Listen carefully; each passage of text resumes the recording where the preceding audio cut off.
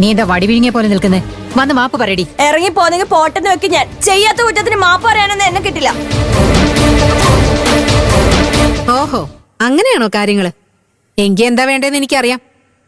അരവിന്ദ്, ഞാൻ ഇറങ്ങി പോവാൻ പോവാ. ശ്രേയ, നീ ഇവിടെ നിക്ക്. അനു മാപ്പ് പറയും.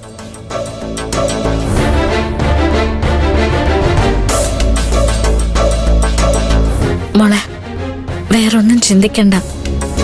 ഈ കുടുംബത്തിന് വേണ്ടിയാന്ന് കരുതിയാ മതി. ഒന്ന് മാപ്പ് പറഞ്ഞേക്ക്.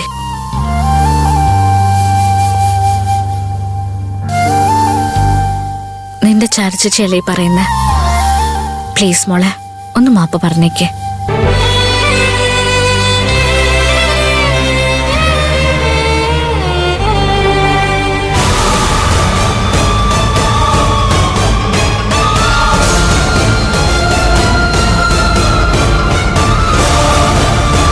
സത്യം എന്താണെന്ന് നിങ്ങൾക്കറിയാം. ഞാൻ പറഞ്ഞത് കള്ളാണെങ്കിൽ ഞാൻ മാപ്പ് ചോദിക്കുന്നു.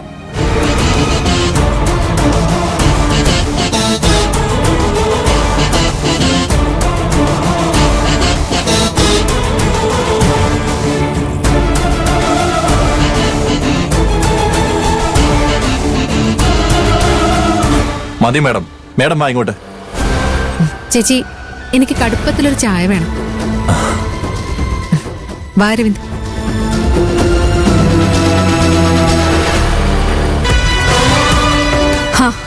ഇപ്പോഴാ മനസ്സിനൊരു സമാധാനായത്.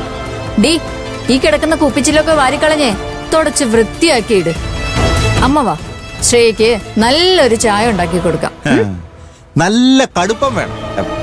ഞാനും കൂടി അങ്ങോട്ട് ചെല്ലട്ടെ, എന്നാലേ ശരിയാവും. ചൂട്ടി,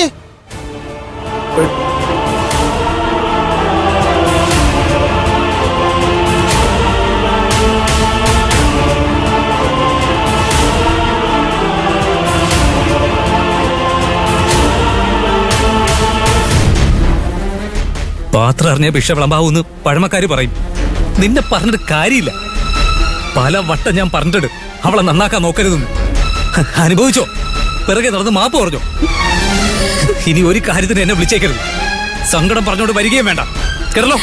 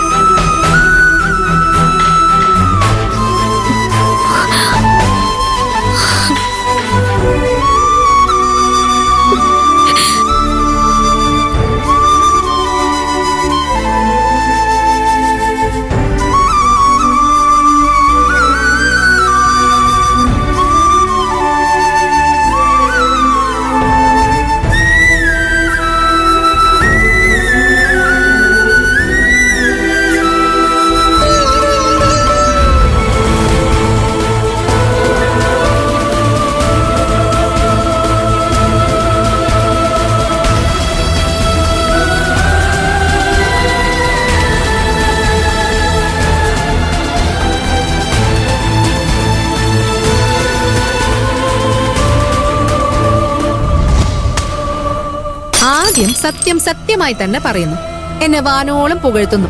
അതെല്ലാം കഴിഞ്ഞ് സത്യം അതല്ലായിരുന്നുവെന്നും ആ ധീരകർമ്മം ചെയ്യിച്ചത് ചാരുവാണെന്നും ചാരു തന്നെ അനുവിനെ കൊണ്ട് പറയിപ്പിക്കുന്നു. എങ്ങനെയുണ്ട് പരിപാടി?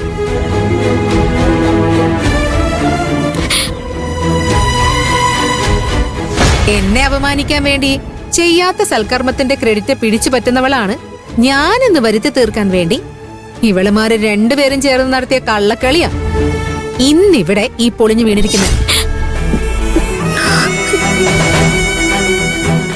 ആഹാ, നീ ഇവിടെ വന്നിരിക്കായിരുന്നോ?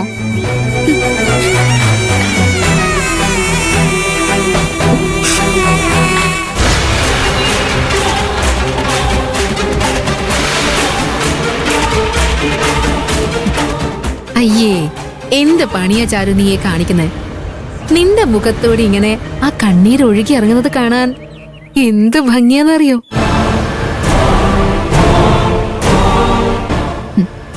ഒരു ശരാശരി മലയാളി പെണ്ണ് കൊതിക്കുന്നത് പോലെ കുഞ്ഞുകുട്ടി പരാധീനങ്ങളുമായിട്ട് കഴിയുന്ന ഒരു കുഞ്ഞു കുടുംബം സ്വപ്നം കാണുന്നവളല്ല ഈ ശ്രേയ. ഒരു മിഡിൽ ക്ലാസ് പെണ്ണ് ആഗ്രഹിക്കുന്നത് പോലെ ജോലിയിലെ പ്രമോഷനും ഉന്നത സ്ഥാപനങ്ങളും എന്റെ പാഴ് സ്വപ്നങ്ങളിൽ പോലുമില്ല. ഒരപ്പർ ക്ലാസ് പെണ്ണിനെ പോലെ വിഷനറിയസും അല്ല ഞാൻ. പണവും പത്രാസും അത്യാഡംബരമൊന്നും എന്റെ വിദൂര സ്വപ്നങ്ങളിൽ പോലുമില്ല. പക്ഷേ ഐ ആം അംബീഷ്യസ്. ഒരു സ്വപ്നമുണ്ട് എനിക്ക്. അത് എന്താണെന്നറിയോ നിനക്ക്?